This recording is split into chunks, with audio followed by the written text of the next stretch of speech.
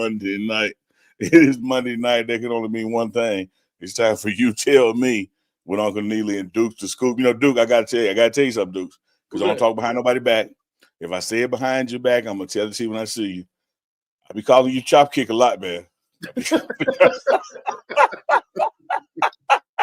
I was on live with Chico last night. I might called you Chop Kick about 3 times. Man, you know what's funny? It was my dad's birthday, man, yesterday. He turned 82, and that came up. That's who gave it to me because and we was tripping. My sister said, man, Uncle Neely got to come. He got to come to Thanksgiving. I said, I think he gonna be busy. But yeah, we're gonna be a little busy, but I'm gonna take y'all up on that one of these times. Guess what? What's that?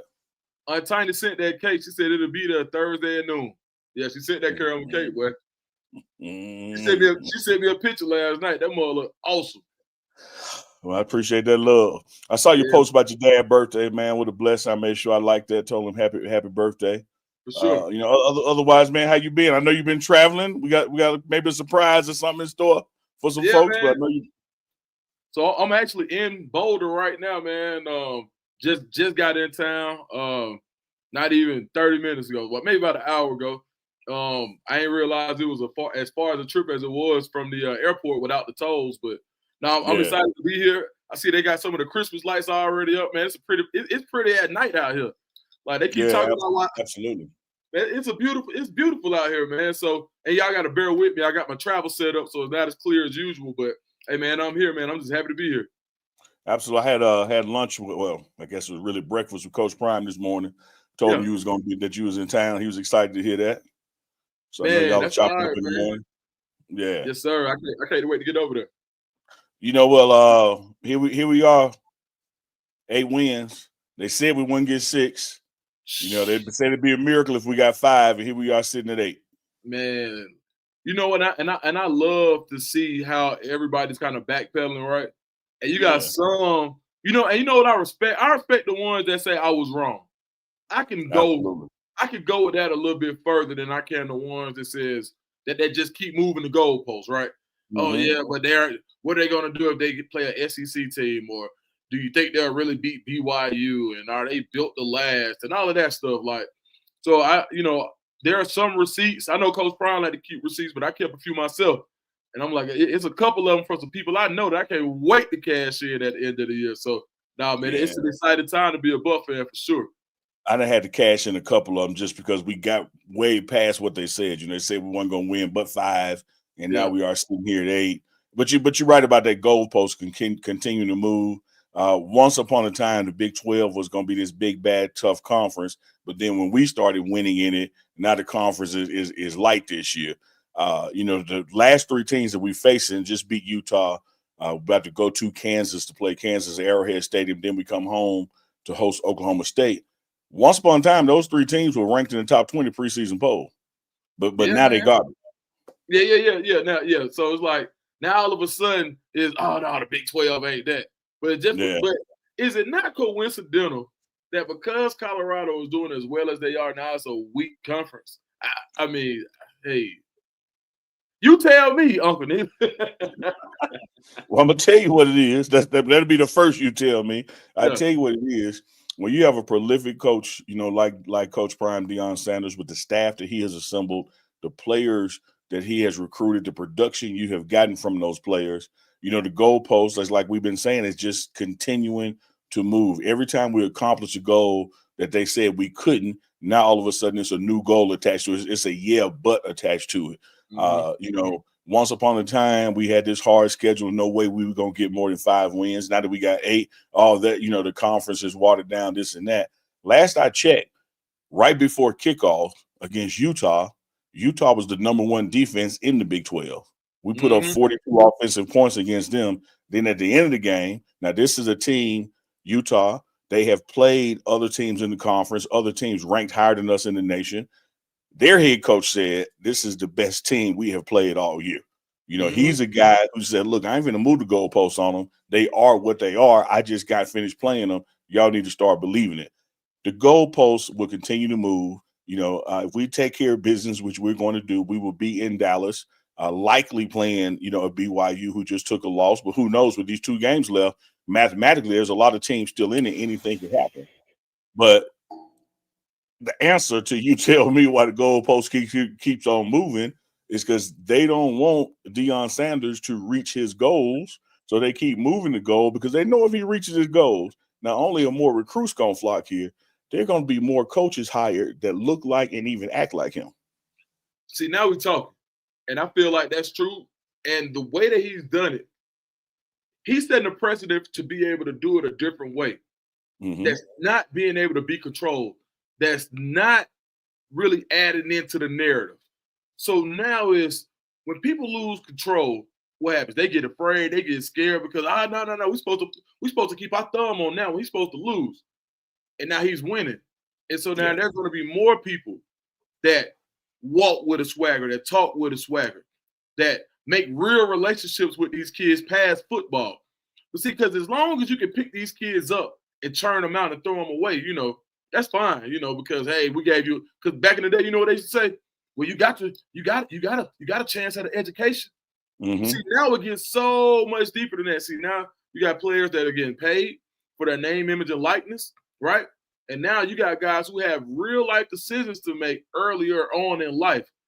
And there are so few father figures in football that if you want to just go there, there's an agenda out. Now I don't know exactly where it comes from, but it's clear that the black father has been attacked.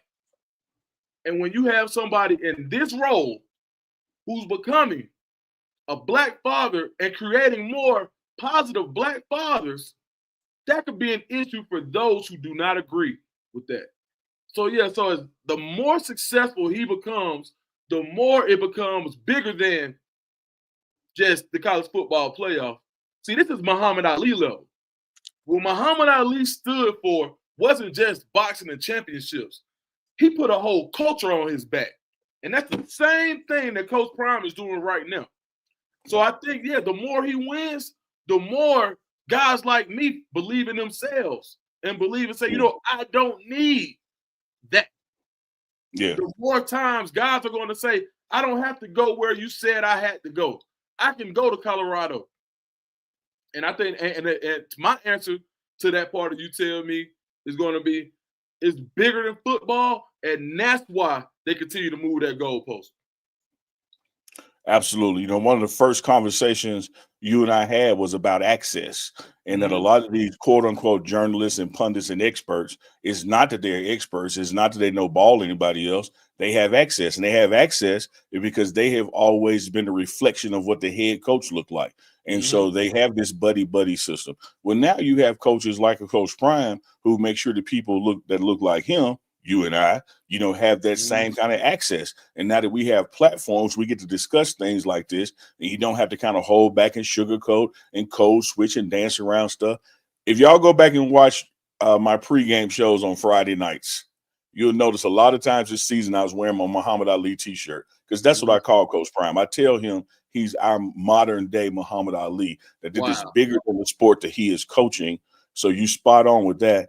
One of the most attacked things in the black community is black fatherhood.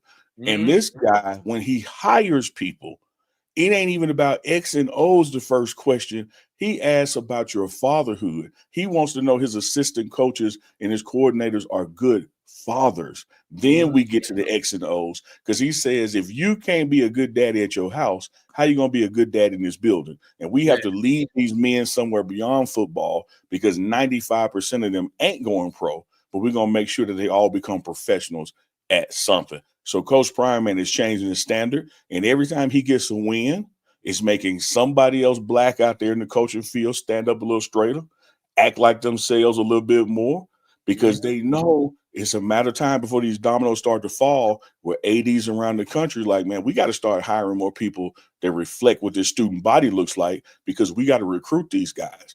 And this old guard is about to change, and that's something they fear, Dukes, is that change. Yeah, absolutely. I agree. And I'm so glad that the platform is here for us to be able to say it, and for the people to watch it and take this along with them. And let's spark the uncomfortable conversations, because that's all it is. It's an uncomfortable conversation that people don't want to have. But I want to have the conversation. You want to have the conversation. Coach Prime wants to have the conversation. But we have to be strong enough and start to and not just agree in our words, but agree in our actions. What are we doing to help the next brother come up? What are we doing to support the platforms that give us the ability to say things like this? See, and I think that's the most important part of it. And you gotta think about it. Like, remember all of the Coach Prime detractors, and they were saying he should never have left Jackson State because A, B, C, D, E, F, G. And it's a guy from Atlanta I know. And I mean, it don't matter what Deion do. Don't matter what Coach Prime does. It's an issue, right? Yeah. Because the issue ain't the mission. The issue is the mister. See, the problem is with Coach Prime. It ain't the mission for us when we talking to us, right? We got to stop hating. I'm sorry. You got to stop hating as a whole.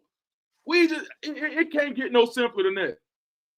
When it comes from inside, and we all know that, like, when we see these movies and they do those inside jobs and they say it's a robbery or a hit or anything in these gangster movies, the inside job is the one that hurts the worst. Mm-hmm. So as a community, as a whole, we got to stop that. And when we see somebody else doing, each one got to teach one, like, nah, bro, don't say that. Nah, bro, that's not that. Because we always talk about people that rather code switch than be on code. And that's a problem for me. They rather code switch than be on code. Boy, he unloaded something right there. Hey, Big Dog Chico, our producer extraordinaire in the background. Make sure you block that Tony FYF Sports, whatever he keep posting over and over. Get him out of here. Because we having a serious conversation. We ain't got time to be playing in the chat like that. Dukes, I mean, you just spot on and direct in so many ways. I remember when I personally made the transition, from Jackson, HBCU space to out here, somebody tried to handle me like I was abandoning, young brothers in Jackson State. So I had to hit him with this, Dukes. I had to hit him with this. I'm gonna walk this thing slow now. Listen to me. All right. I said, okay. Jackson State is a HBCU located in Jackson, Mississippi, which is about 85% black city. Mm-hmm. Jackson, Mississippi is located in Mississippi, which is about a 45% black state. Mm-hmm. Where am I needed more to help young brothers? In that majority environment or in Colorado where they're going to be alone? Yeah. Like, where's the true battlefield in this? Right. Because if me leaving an 85% city in a 45% state has that much of a drastic impact, we got much bigger problems. Yeah. Yeah. So the issue is, like you said, it was the messenger, not the message. Because people have done this throughout time, and they just had an issue when he did it. But I got you tell me. All right. Speaking of brothers who made transitions. Okay. 74% completion rate, 3,222 yards, sitting right at 27, 29 touchdowns. What more does Shedeur Sanders have to do to get invited to New York City for the Heisman Award, even if he doesn't win it? You tell me, how does he get the invitation? Well, I'll tell you what. In order for him to get serious consideration, he just got to get a new daddy. That's it. He got to get a new daddy. That's all. But since that's not an option, man, Shedeur has to be damn near perfect, man, because it doesn't matter what he does. It's like he's always climbing up this hill. And I'm not sure if it's because his Travis on the team or it's because of his genes. But outside of that, I mean, what more do you want from a quarterback? Let's break down the game, right? Let's look at the intangibles that go along with winning a Heisman Trophy. Let's look at being able to settle down when after you come out, you throw a pick, first time, boom, then you have a fumble, boom, and then you still end up going 30 for 41 for 340 yards, 3 touchdowns, right? Once he settled everything down, there's a poise and a calm that goes along with him, which is one of those intangibles that doesn't show up in the box score. And those are the things that I feel like why he deserves a seat in New York. Now, will he get it? It'll be too much like right. You know how they say, that's too much like right for him to get that because you really going to let this man go to the playoffs and his son get to go to New York, and he get to go be a top 5 pick. Yeah. Man, that's too much like right now. So I think now, does he deserve it? 1,000%. And I think he almost has to be perfect to beat the media bias that goes along from his last name. That's just the truth. You know, man, I wish I had something to add on to that you tell me, because we normally go back and forth with it. But you hit that thing went in the upper deck when you said a new daddy, because that's all it is, his last name. When I saw him come out of high school and I watched him play a couple times at Trinity, they had him as a 4-star. The only reason he wasn't 5-star because his last name Sanders and who his daddy was, that reciprocal rippling hate that takes place, in certain media spaces. And I think that of course, what Travis is doing, is certainly has him in the front seat for Heisman. But I totally agree with what you're saying and the question leading into it, that they invite multiple candidates, typically the top 4, certainly the top 3, to be there. And I think Shedeur should be one of those, because when you look at quarterbacking, which the Heisman is typically a quarterback award, there's some guys out there with a little more yardage, a little more touchdown passes, a little more. They did this in these situations. But when you look at the totality of quarterbacking, unlike those other guys who have put their teams in trouble and then had to come bail them out, he never puts his team in trouble. When he does make a mistake, it never compounds. He fixes it, corrects it. His leadership on the field, in the locker room, off the field, you cannot question. To me, he is clearly, if nothing else, the second best player in college football this year, with Travis being number 1. So they both got to be there. Yeah, I love it. All right, I got it. You tell me. Coach Neely, this is my first practice I'm going to tomorrow. All right. You've been around this team for a long time, and you've been around the staff a long time. You've been around football a long time. What about these practices in Boulder sets the Buffaloes apart from other teams? And how much of the practice habits that you see, or how many of the practice habits that you see, how do they manifest themselves on Saturday? What do you see in practice that allows them to be so good on Saturdays? Very, very, very good question. I think it starts at the top, and what has permeated through the top, through the coordinators and through the staff. You have so many guys in this building, touching this program, who have NFL experience, whether that is playing or coaching. So first and foremost, everything is professional. It starts with the team meeting. That's about 7 a.m. to set the tone of what we're going to work on today, what the message is, what the outlook is.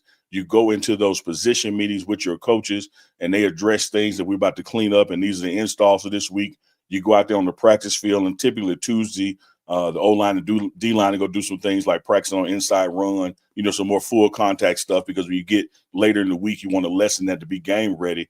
But there is no wasted motion. There's no wasted drill. There's no wasted opportunity. Everything that they are doing attaches to the game itself, and not just the game of football, but that upcoming opponent. What you're not going to hear tomorrow at practice, Dukes, you're not going to hear nothing about Utah. Everything is going to be about Kansas. You're not going to hear anything about Oklahoma State. You're not going to hear anything about the Big 12 championship. It's like the only thing in the world is going to be that next game. And these coaches have these guys focused on that, focused on the installs that they're going to take to that. The walkthroughs are very professional and organized. This staff, one thing that Coach Prime does not get a lot of credit for is the staff that he has put together, the men that he has been able to convince to come join him on this mission of getting Colorado back to national promise and the national championship. You look at the coordinator experience, the position, the unit coaches, even the graduate assistants. The resumes in this building are exactly why you get the outcomes that you get on Saturday. I think, you know what? That's a great answer. And I think the staff part of it is what I really like. Understanding how Coach Prime put that together and mixed this piece here and knew what he needed here. Like, even just looking at the D-line, when you look at like the personalities that you have from Dancy to Sapp to Lewis, like everybody got these 3 personalities, but he knew where to put, who to put where. And I think that's one of those things that's as underrated as a leader, and a leader of men, and a leader of alpha males, not just guys who feel lucky to be here. You know how hard it's a high school back in Atlanta, all the talent in the world, and they got a team full of alpha dog coaches. and it's some you know what every week. And I think that's one of those things that's important is to understanding the mix of who you can put where. Because when you get a bunch of alphas, that's what when they can't bite against the enemy, sometimes they turn around and they start biting at each other. And I think for him to be able to manage all of these alpha dogs, these alpha males, I think that's phenomenal because when you talk about all of that NFL experience and being able to have guys that genuinely have fun together. Now, I haven't been to a practice, but outside at that hole, you see me at that pregame, I was just sitting there watching. I'm out the way. Neely called me, Deuce, where you at? I'm just watching. I was at I'm just looking. And now I think that's something that goes underrated that Coach Prime, like you said, to your point, he doesn't get enough credit for how you put that staff together and the people and the resumes that he put together. My man Dukes to Scoop, it ain't nobody out there in this space that know more about recruiting in the landscape of recruiting than yours truly. I mean, you're at the tip of that spear, the apex at the top of that mountain. When I watched this past game against Utah, I saw a freshman O-lineman in Jordan Seaton out there. I seen a freshman center in Cash Cleveland. I saw a freshman receiver who led the nation this weekend as far as the impact of freshman wide receivers in Draylon. You look at even before Micah's hamstring, a true freshman was out there playing. You tell me, why do they still say Coach Prime only lives in the portal when clearly he's got true freshmen out there, not just on this team, but making an impact? Because they don't get it. They don't. I ain't gonna cap. I ain't get it at first. I get it now. See, when you got a limited amount of official visits, now they just like we just talked about. Now they removed the rule once Colorado figured it out. Like, okay, we're gonna do it this way. And then you got a limited amount of time, right? So people feel like recruit, and all you got and they feel like recruiting classes automatically translate to wins because that's the only data that we have, right? The only data we have is what the main recruiting sites say, and then they use that data. Yeah. But let's go back and look at it from teams who haven't done it their way, and they've done it their way, have done it a way that's been unique. Like you look at the Michigan team last year that won a national championship. There weren't those top two classes. It wasn't a number one class. They put the right pieces in place. They got a Will Johnson. They got a Donovan Edwards. They got a Mason Graham. They got a J.J. McCarthy. None of those guys were like, well, maybe two of those four were like world beaters, right? Yeah. After that, they got the right people in the right places, and they spanked everybody last year with the right coach. Okay, cool. Similar to Coach Brown, when Coach Harbaugh was doing those satellite camps, I don't know if you remember, they was on him. Yeah. Why is he doing that? Nobody ever did it before. That's not right. And then he ends up winning the Natty. I see the same thing coming from Coach Prime. Why? Because he's not going to get guys that he has to de-recruit when they come on campus.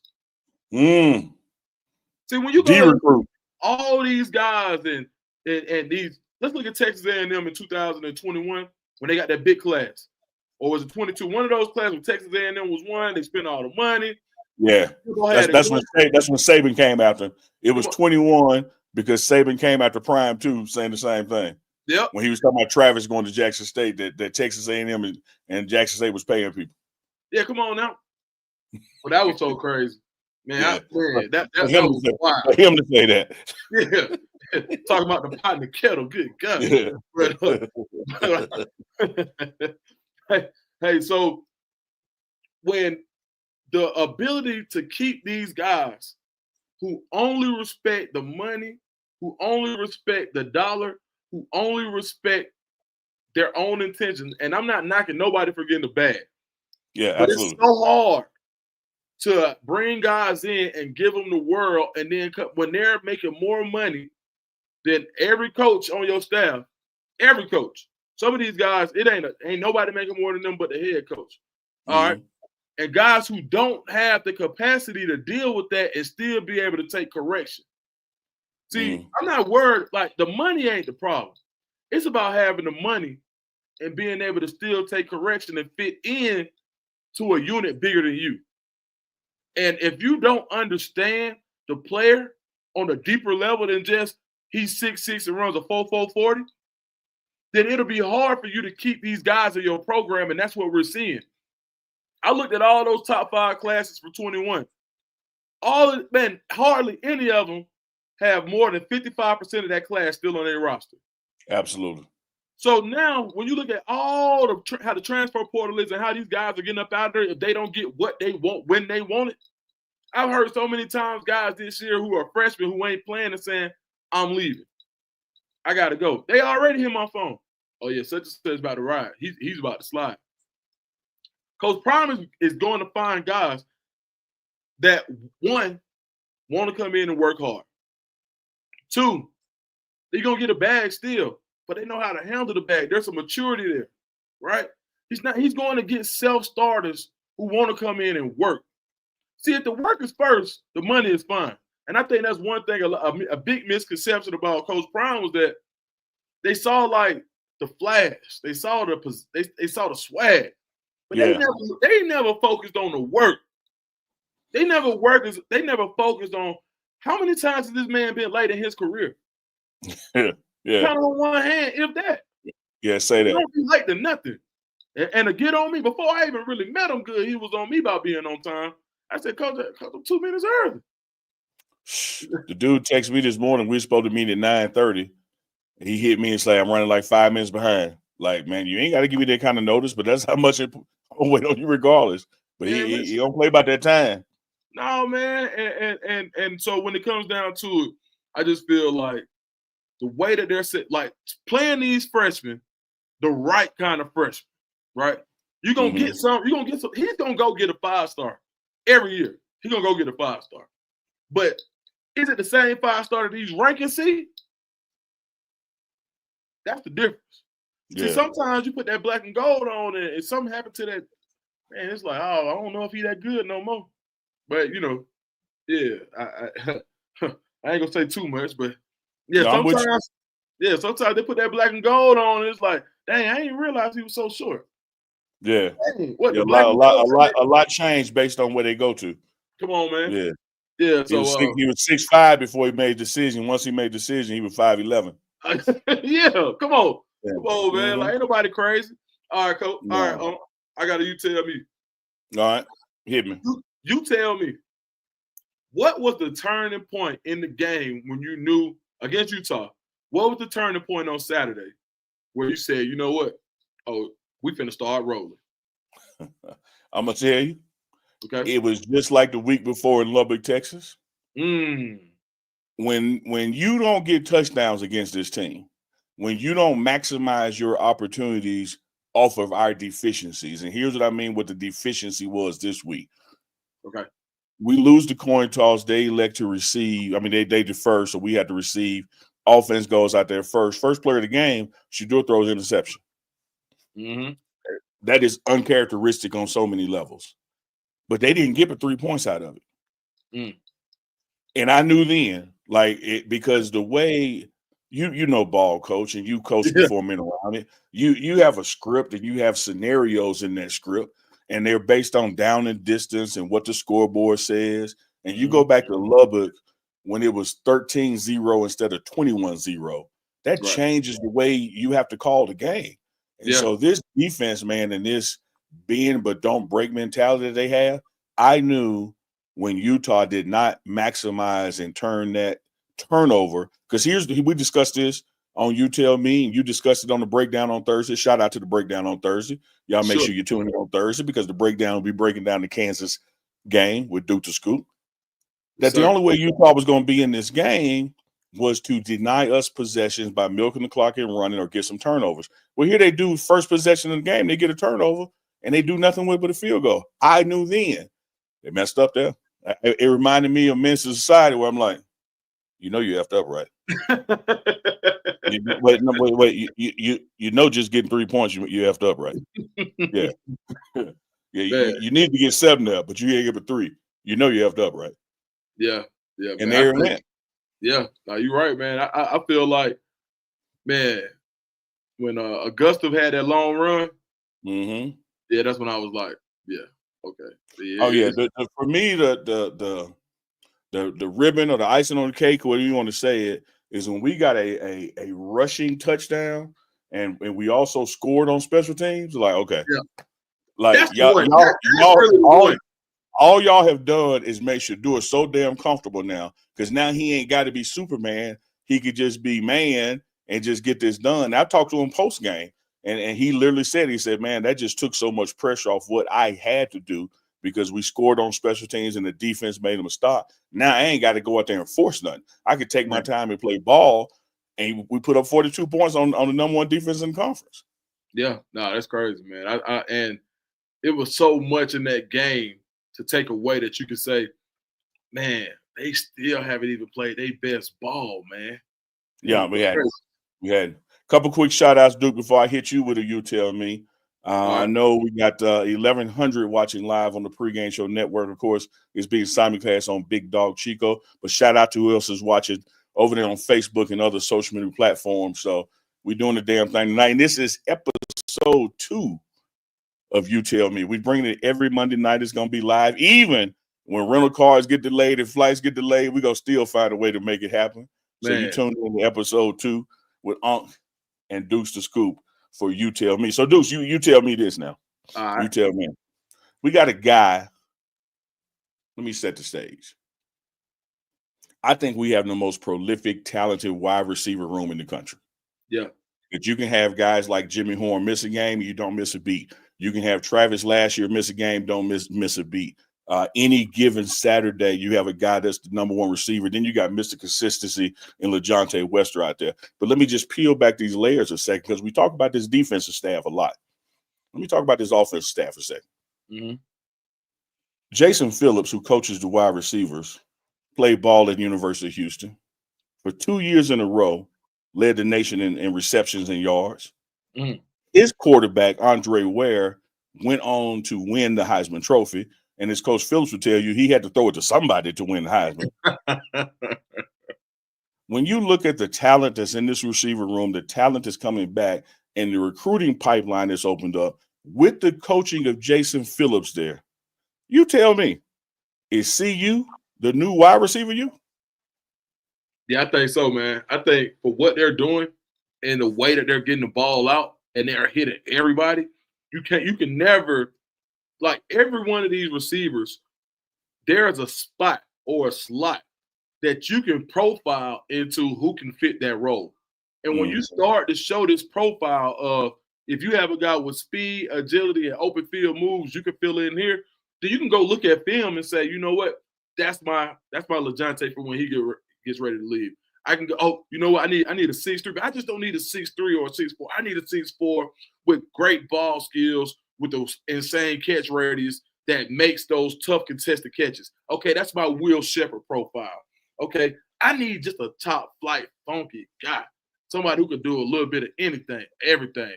Okay, well, that's my Trav, and it's hard to say that Travis Hunter profile. It is, but yeah, when you have guys that you say, okay, how can I replicate this success? When I worked in warehousing, when we talked about being good or making good numbers for the night, it's one thing to have good numbers for the night, but not knowing how you got there. Then the cycle can't be like, if you know how you got good numbers and you were lucky, that's not good.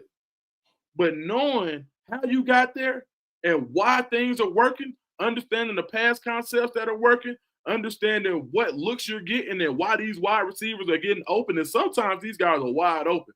Then understanding, too, your players to know that even though they may be double covered, they're still open, even if it's two men on them.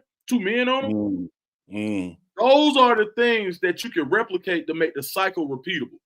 And I think that this becomes a cycle, to your point, that once this cycle becomes repeatable, which we're starting to see now we're starting to see that we're starting to see the pathway for how Colorado can become wide receiver U. Quanell X, dog, he's somebody, I'm telling you, watch what I tell you. I don't care what nobody says, because a lot of times they like to say, oh, well, he doesn't have the top flight size, or he doesn't have the top flight. Listen what I'm telling you, dog. Dog. DAWG, 2 G's. Dog. Yeah.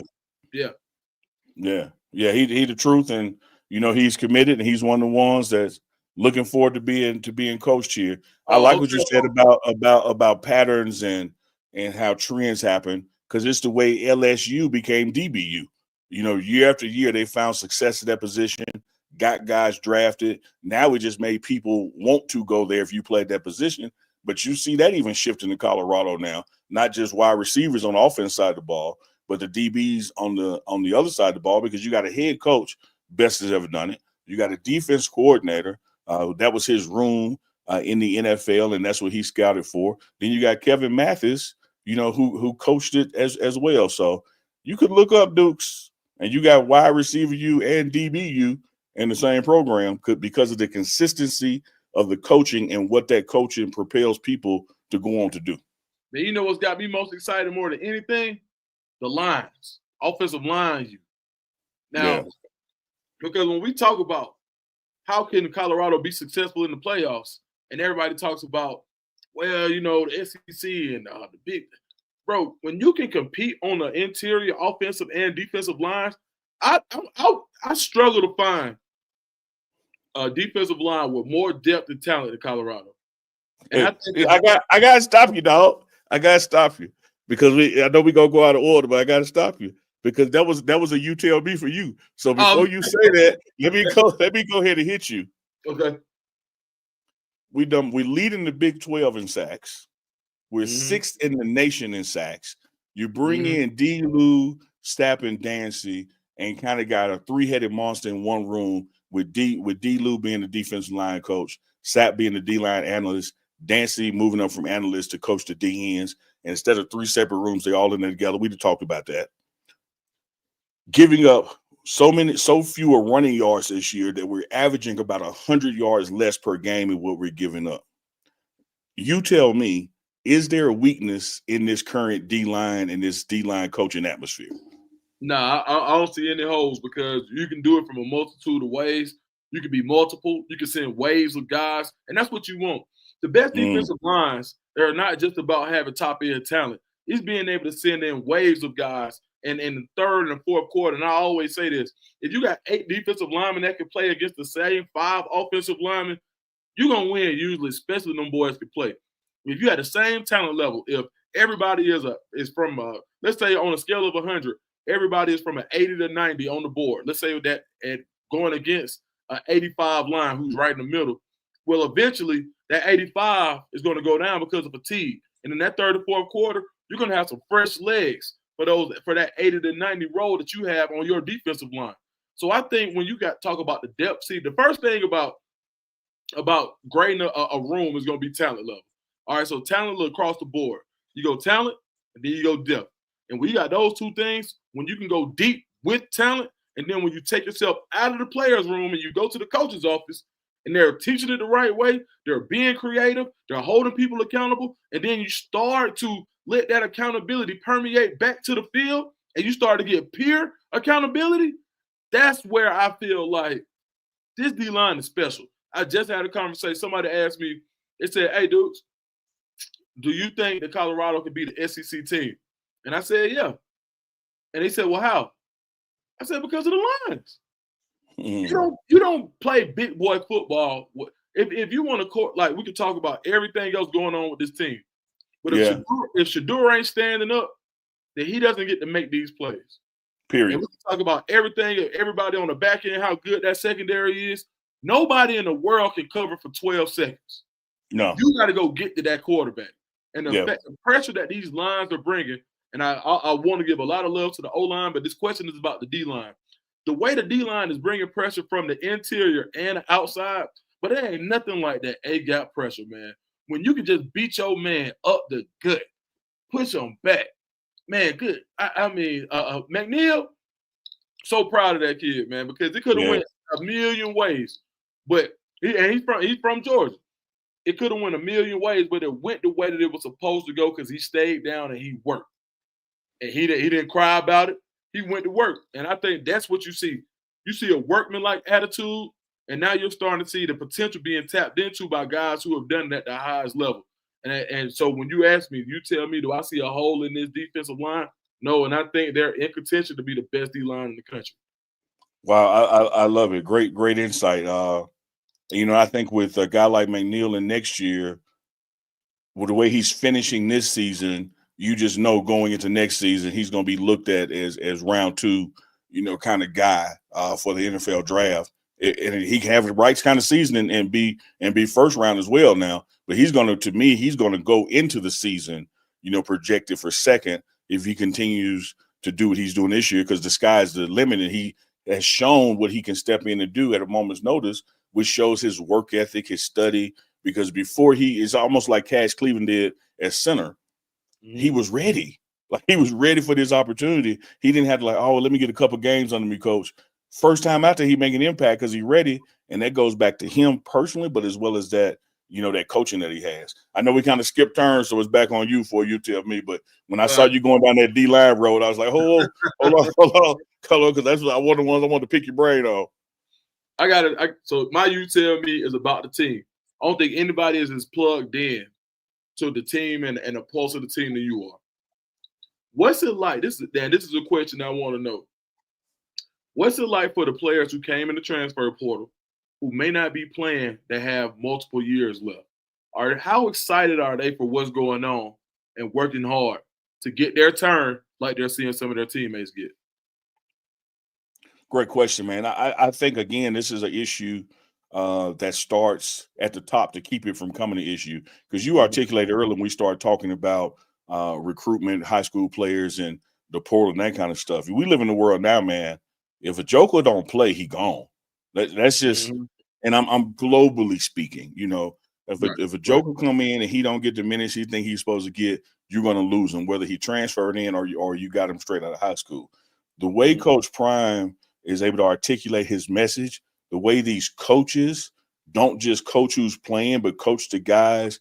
Everybody in the room gets coached the same kind of way. Whether you're going to play Saturday or not, you get coached like you're playing Saturday. So you're always in that development and growth process. And then these guys who have not gotten opportunities yet, they see an Omari McNeil, and they see other guys, Cash Cleveland step in there and walk on. They see other guys get opportunities. And so it instills this more of an old school patience in them, back when you couldn't transfer without being punished. You had to transfer down or sit out. So I think you're going to find that whereas college football across the board, people are going to be leaving everywhere. Don't get me wrong. That's going to happen to everybody because that's what the system allows. But I think you're going to see that Coach Prime in Colorado are probably going to have the lower end when it comes to amount of people who are leaving, because they bought into something and they know that they got next. They know next fall is their turn because these guys are leaving. They're going to the NFL. You look at the O-line. Coach Phil Lodehost said it in front of the team last week, and he was talking about Justin Mayer. He said the guy practices like he knows this is it. And you know why? Because this is it. Like, he can't come back next year. It is go home or go to the league, and that's how he prepares. And so that's a spot that's going to open for somebody who's currently not getting time or looking to transfer here or looking to be recruited out of high school here. Coach Prime has a system, man, where if I recruit you and you come here, it's because I believe you and I want you to play now. And for those guys who are getting developed or waiting on the opportunity, they believe, because they've seen it in practical, they've seen it happen, that the opportunity is coming. I don't know of another program that operates like that to that minute detail. Now, and watching how little patience some of these teams that are on, like when you go look at some of these teams that are on the level of a Colorado with this type of record, being talked about having the opportunity to go to the college football playoffs, there are a lot of these teams that don't have patience. And I know for a fact, there's some guys that I work with very closely where they just, hey, man, we've got so many guys, we don't have time. And I don't care how many guys you have. When you're invested in the player, you make time. And even if this guy can't help you Saturday, if I can invest in him, if I can make this small deposit on a consistent basis, he will get it out of here eventually. We will find what we saw, right? So with that being said, I think, to your point, the way this program is being ran is different because there's a patience level, and because the players don't have it and the coaches don't need it. But I think by being able for the coaches to have some patience, that allows the players to have some, because like you said, they're still getting the coaches, right? The coaching, that a lot of the time is being spent with them. And I think that's the most important thing is when you have guys that are really invested and believe in you and they know you, right? Not just the ball player. I can't stress that enough. They know you. There are things that you can go get out of a player that the average program wouldn't be able to get. Absolutely. I'm gonna make you this challenge because you'll be at practice tomorrow. And then after practice, we got Coach Prime's weekly press conference. Here's what I want you to look for, Dukes. All right. Now I want you to turn off your knowledge of individual players, but just watch practice or individual drills. When you watch Coach Hart with his linebackers, when you watch Jason Phillips with receivers, you don't know who's starting. They coaching everybody the same. Everybody gets the same scrutiny. Everybody gets the same pushing. Everybody gets the same opportunity for reps. You walk into practice and you wouldn't know unless you just know, all right, that's Will Shepherd, number 14. But if you took off their numbers and didn't look at their faces, you wouldn't be able to tell who's going to get reps because everybody is getting coached and pushed up. Meanwhile, at programs around the corner, hey, man, that dude ain't playing. What am I working him for? And that's what feeds guys to leave because they don't see opportunity where they are. Yeah, absolutely. Portal. Yeah, I saw a couple of people talking about O'Biller and his return. Man, let me give him a big shout out. Seeing him the past couple of days in the building, down to just a boot now. He was in treatment when I left the building today. Without the boot on. I mean, his y'all remember when T.O. came back from that break and was still able to play the playoffs? Like this dude is about their recovery, man. He has had the right attitude about it, sitting in meetings, being in with his position, meeting with receivers. O'Miller going to make a big impact next year, man. Big impact. Yeah, I believe. All right, so we winding down. Try to do these in about an hour. So this is about my last one for you. All right. And I want you to get your crystal ball out. All right. You got the Browns out there, the Cleveland Browns out there bombing, man. The Carolina Panthers are pathetic. The Raiders are rebuilding. It ain't nothing new in New Orleans. Cowboys, I don't even know what to say about my Cowboys. You tell me, where does Travis Hunter end up in next year's NFL draft? What team is going to get him? Man, you know what? Man. So out of those teams, I think who do you see being in that top 5 and it's not going to go quarterback but going to go athlete? I mean, so out of Cleveland, they got to go quarterback. Oakland got to go quarterback. The Panthers don't necessarily have to go quarterback. The Giants got to go quarterback. Yeah. I mean, and there's a direct correlation between teams that are bad and quarterback play. Yeah. Yeah. And then you got some teams that are bad with the quarterback, like say the Jets. They got to be looking toward the future. Rodgers not going to be there forever. Yeah. I think that you gotta. I think I gotta see Travis with a. I ain't gonna lie to you. I'm gonna hit a home run right here, man. A team that needs Travis on both sides of the ball that I would love to see, that I think has a coach.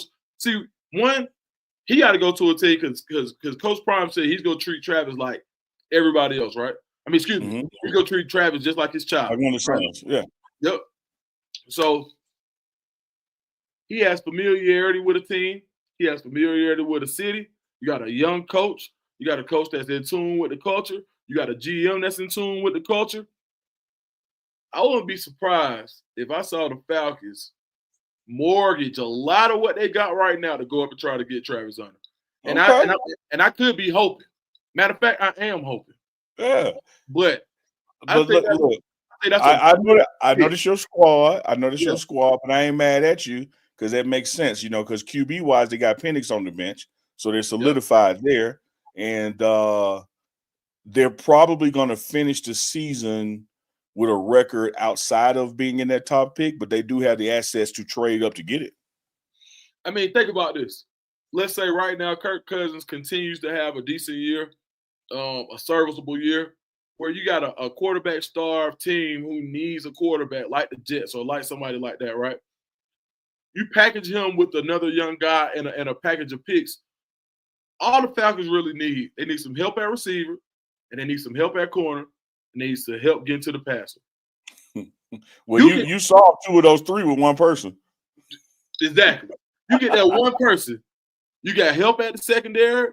You got help at receiver. You got you can literally put him in as your 2 corner and your 2 receiver your rookie year until he grows into what he becomes in the NFL. So yeah, I think that's a perfect fit for him and for Travis Hunter, the Falcons. I love it, man. I love it. I just said let me throw my guy a curveball, see what his crystal ball say. But I can't debate that answer, man. I love it. I think that's I think situationally, environment, coaching staff, impact, still the prime effect is still there, so to speak. I think the environment would be right for that. Man, listen, you see how crazy everybody went for them Deion DT Maxes last week in Atlanta? Yeah. It was down there when the shoes came out. Yeah, it's real.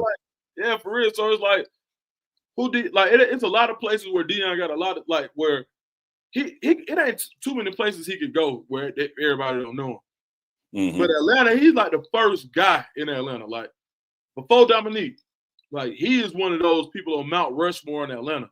So when you talk about being able to make a phone call, and he can do this in every city, but man, from the trap to the government's mansion, Coach Prime can call and get it done for anything that he needs done. So if you want to send your son to a place, why not send him to a place like Atlanta where you built so much and you know that you can keep an eye on him from a distance? Yeah. So, I think Atlanta fits. He said, "Don't wrap it up." He said he got to talk to his wife. Boy, you crazy. Hey, Captain BG, let me tell you what I'm going to do for you, man. Captain BG, shoot an email to Uncle Neely at thepregameshow.com. Make sure it's THEE, Uncle Neely at thepregameshow.com. Shoot me an email with your mailing address. I'm going to send you a Ralph's Reserve hat. Yeah. And I'm going to send you a Ralph's Reserve shirt. Because any man that'll type that publicly, don't end the show because I had to talk to my wife. You're going to need some clothes when you get kicked out. So we're going to make sure you got something to wear. Man, ugly. I'm gonna take yours, of course, Dukes. But let me say this to the chat as we get ready to wind down. If y'all have a "you tell me," go ahead, type it in the chat, and we'll try to pull somebody and get to them. Go ahead, Dukes. All right. Let me ask you this: how does Colorado beat a SEC team in the playoffs? Here's the thing, man. I don't care if we're playing an NFL team. Now, before y'all attack me, just humor me a second. Let me make my statement. When you have the 2 best players on one side of the ball, and one of those is also the best player on the other side of the ball, you got a chance against anybody, because you can score. When it comes to what the SEC is currently doing out there, I love the way our D-line has revamped. I love the way our O-line has revamped. So when I put all that together, you got more than a chance now. Because keep in mind, off talent, off dudes, we got a chance. Now when you put all that together, we got more than a chance. You add in the coaching acumen and the game planning, you got more than a chance. Because as you said in this show, Dukes, if you give Shedeur 3.5, 4 seconds, man, them receivers so far downfield, like, it just is what it is. So when I look at, I'm not a coach. Coaches don't do this. I'm not on the staff at Colorado. They are one game at a time. Right. I sit there and I kind of peek, Dukes. I look at, hey, man, if we go to the Big 12 championship and win it, where will we fall in the bracket and who will we be facing over there? If these scenarios play out, those games are winnable. Those games, you're not running up against somebody that just totally outweighs you. Where it's a 280-pound heavyweight fighting a 120 bantamweight. You ain't got that kind of scenario. Like on paper, you are in the mix. On paper, a year ago, we wouldn't have been in the mix. We were too deficient in the trenches to play with the quote unquote big boys of the Power 5. But in this Power 4 era, the revamping of our O-line, our D-line, and the coaching acumen with it, Phil Lodeholt, D. Lou, I like our odds against anybody, man. I got you doing Travis. I really do. I'm gonna agree, man. I'm gonna agree. And like I said, if you go on the Instagram post that we had, one of my buddies from the crib told me, he was like, "Dude, you gotta tell in front of everybody, can they be the SEC team?" Like I'm finna be like, "Nah, I can't." Yeah, they can be the SEC team, bro. Like, like it ain't like that. Like, let me tell you something. And it's not like it was 10 years ago. It's not like that. Bro, like the parity, because there's so many guys that a SEC team. back in the day, there was a lot of gatekeeping. And to be an SEC guy, you had to come in as an SEC guy. Well, now the new SEC guys are coming from different schools. They coming from Vanderbilts. They coming from Group of Five. They coming from D2s. Like when you go look at these SEC rosters, you're gonna find guys who didn't start off at Georgia. They didn't start off at Ole Miss. They didn't start off at Tennessee. They got to Tennessee, and those are the same. They coming from the same pool that Coach Prime just had the #1 class in the transfer portal. So what you think that means? I got the same dogs you got. Yeah, come on now. So I am adamant about this, and I can't wait because guess what? They can say whatever they want to say. There's not another player, like ain't nobody in the SEC. Shedeur Sanders would be the best. He's the best quarterback in the country. Why wouldn't he be the best quarterback in the SEC? Absolutely. And Travis is he's the best athlete in college football, period. So absolutely. Why wouldn't he be that in the SEC? Like let's just simplify it, guys. Jordan Seaton could have went anywhere he wanted to. Why he couldn't do that in the SEC? Come on, bro. Absolutely. Yeah, man. Yeah. Absolutely. Tyler Brown, who Phil Loho, who is coached at Oklahoma, coached at Ole Miss, played in the NFL, reset the market for that position, has publicly said Tyler Brown is the strongest offensive lineman I've been around at any level. And you tell me that don't translate to SEC trenches? Come on, man. Yeah, like, and I think what we got to do is, man, we got to get rid of that SEC bias, man, because it ain't the same. It ain't the same SEC from when Saban had, and no, it's just not. It's not. It's just not. The clarity of the portal, the influence of the bag, all those things have now made a lot of things even that were uneven. Which is why your boy, when he shot them shots at Texas A&M and shot them shots at Jack State, the very next year got the hell on about there just doing Affleck commercials because he know it's too equal now. Yeah, it's too. Yeah. I'm gonna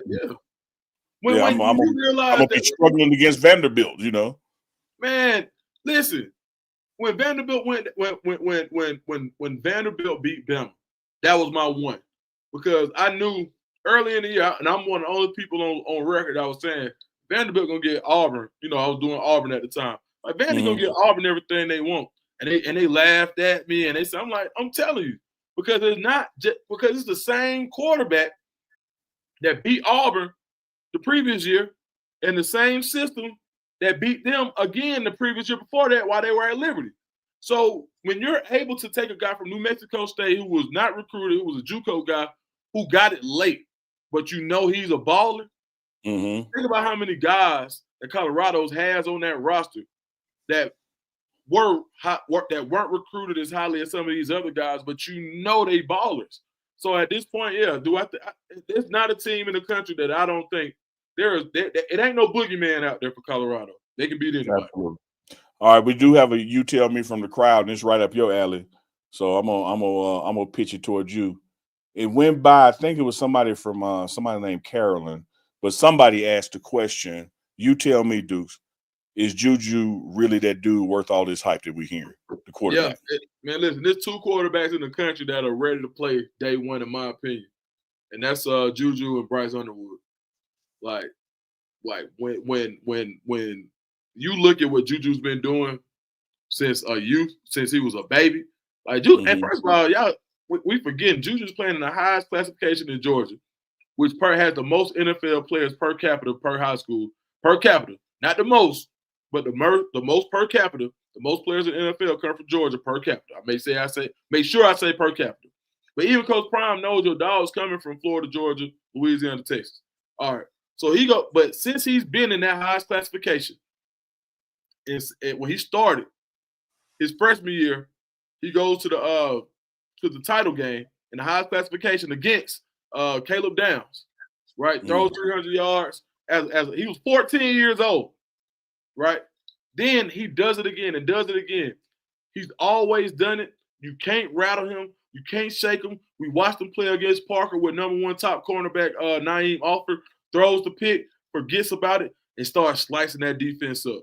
It's almost like Lethal Shooter on Instagram. This is why I think he's so ready. On Instagram, you go watch Lethal Shooter. He shoots it, he misses, something goes wrong. He might shoot it, miss it again, and then he says, I understand it now. And then he goes crazy. That's what Juju is.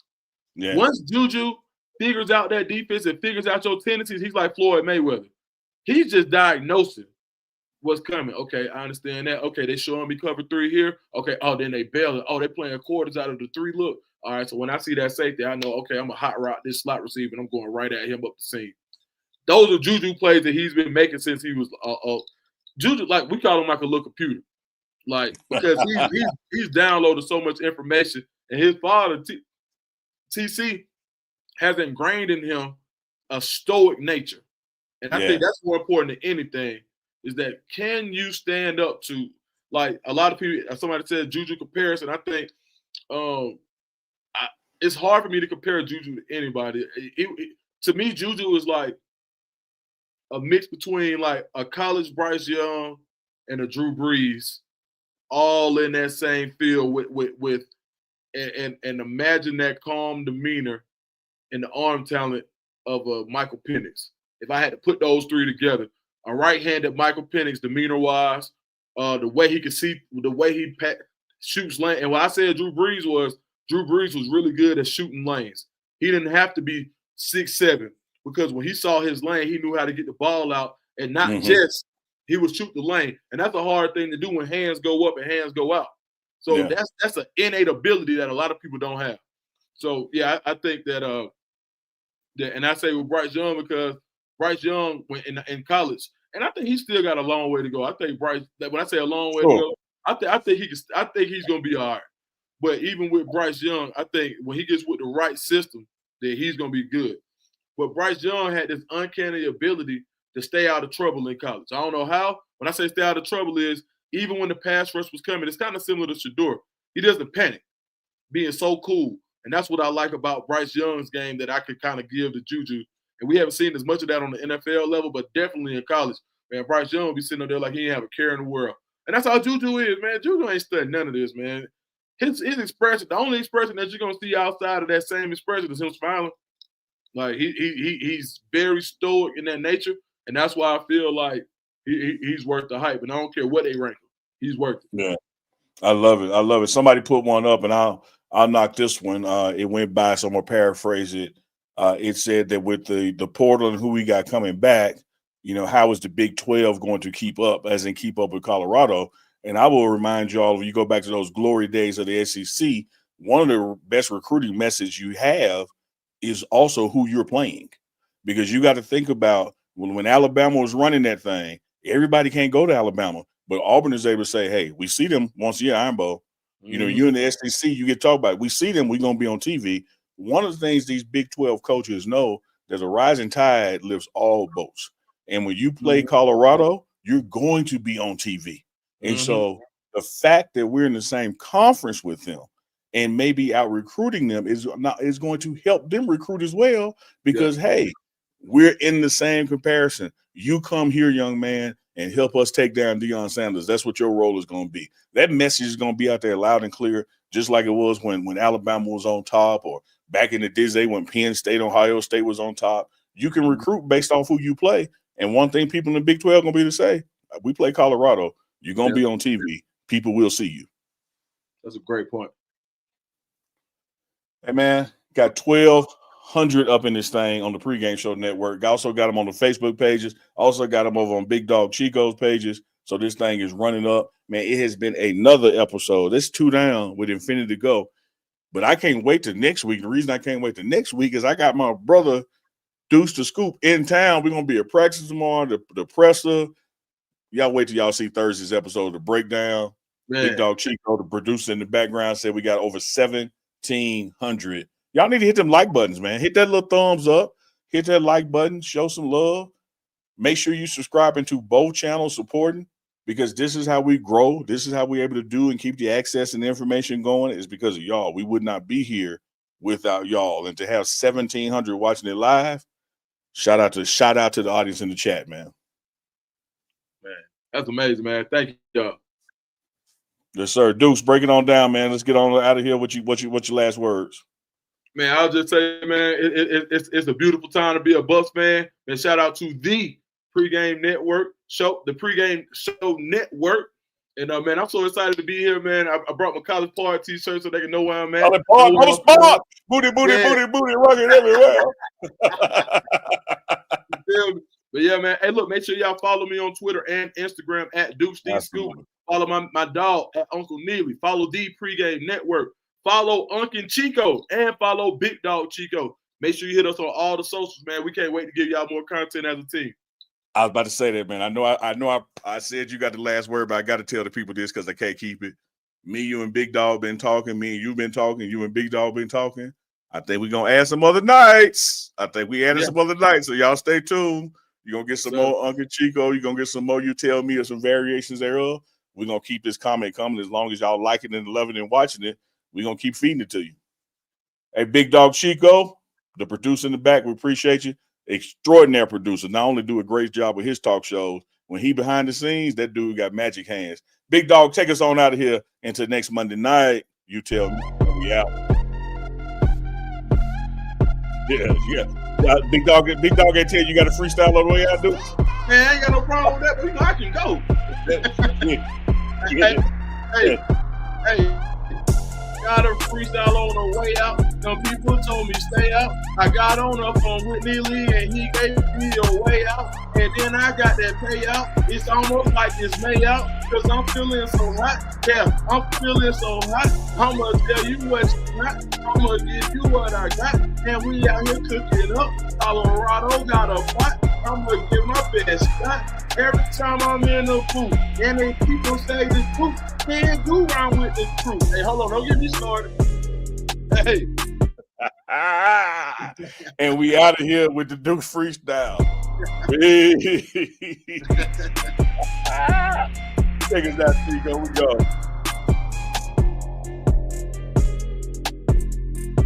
You put me on the spot, huh? Oh, yeah.